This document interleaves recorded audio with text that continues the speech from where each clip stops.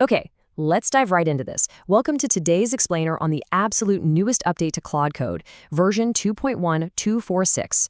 Seriously, if you're using Claude Code in your everyday workflow, this is a release you're going to want to pay close attention to. Now, we aren't looking at some massive ground-up overhaul of the underlying architecture today. Instead, we are looking at a total masterclass in polish. This is a huge quality-of-life boost for your command line workflow that's literally going to make your daily development smoother, faster, and just way less frustrating. But before we get into the nitty-gritty technical release notes, I want you to picture a scenario.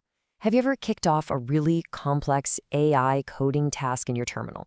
Maybe a massive refactoring job and decided, you know what, I'm going to go grab a cup of coffee. You come back to your desk, you see the task is done, but then you find yourself squinting at the screen, trying to do the mental math of when it actually finished based on how long it said it took. It's this tiny universal developer pain point, isn't it? Well, keep that specific scenario in mind, because it's exactly the kind of friction this update was built to eliminate. So the big takeaway here is that Claude Code version 2.1246 is a release heavily dominated by fixes. We're talking about roughly 50 bugs completely squashed in a single update. But alongside those 50 fixes, Anthropic has also shipped a couple of small but genuinely useful new features. While it might sound like a purely maintenance-focused release on paper, the compounding effect of all these tiny tweaks results in one massive quality-of-life upgrade. It is all about keeping you locked right in that flow state. So let's jump into our first section, quality-of-life features. Let's look at a highly visible addition that solves that exact coffee break problem we were just talking about. So when a turn finishes, Claude Code has always shown a little summary line with how long the task took.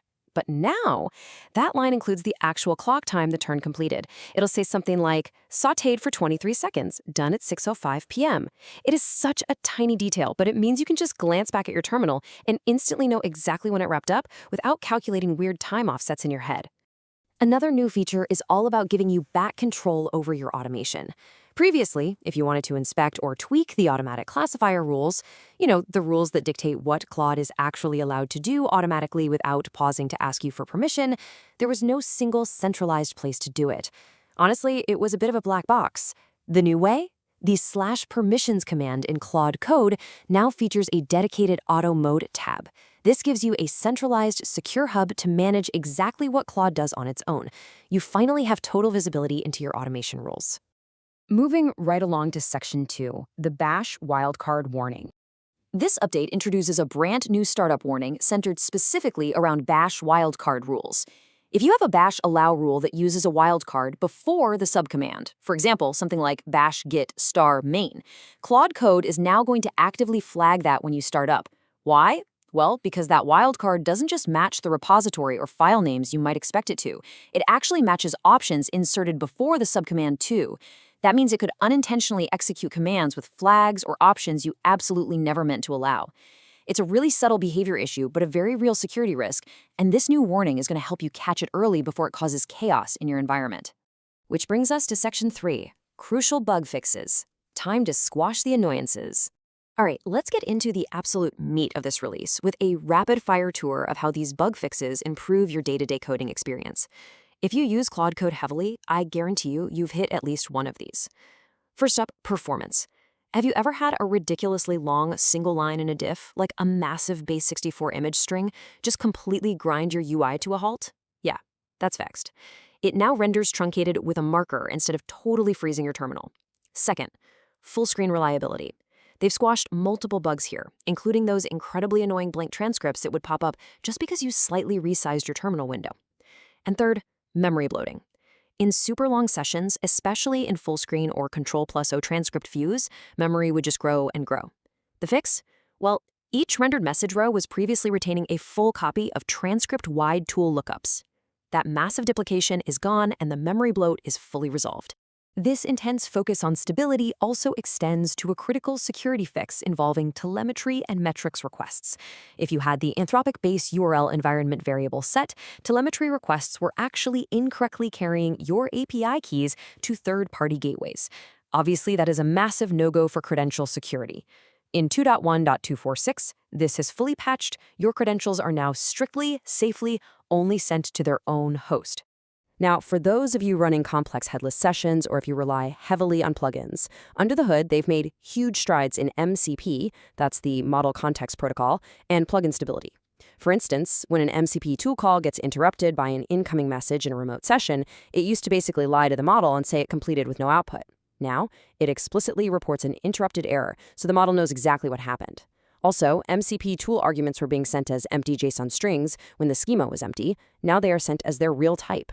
They've also cleaned up the slash menu by fixing double prefix skill names, resolved those super annoying install failures caused by UT8 byte order marks in plugin.json files, and ensured that plugin path variables actually resolve to the real path in hook errors, instead of just showing you a literal, useless, unresolved variable name.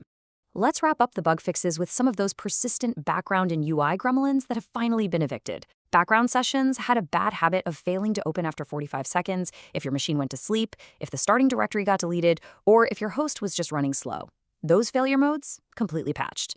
They also fixed a frustrating race condition that threw an EACES permissions error if another Claude Code process was reinstalling an NPM package at the exact same moment. Also, for those who love customizing their workspace, your custom theme diff colors and prompt border colors will no longer be silently overwritten by the defaults.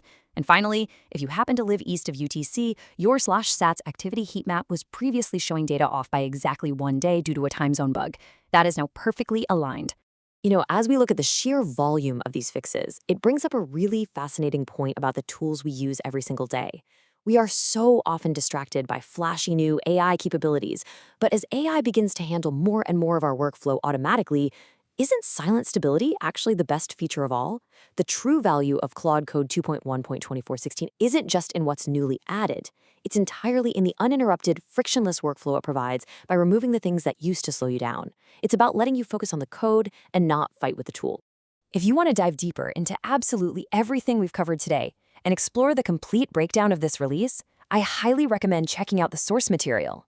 You can find the full manual, plus some incredibly helpful plain English guides to everything in this release and much more by visiting claudemaster.net.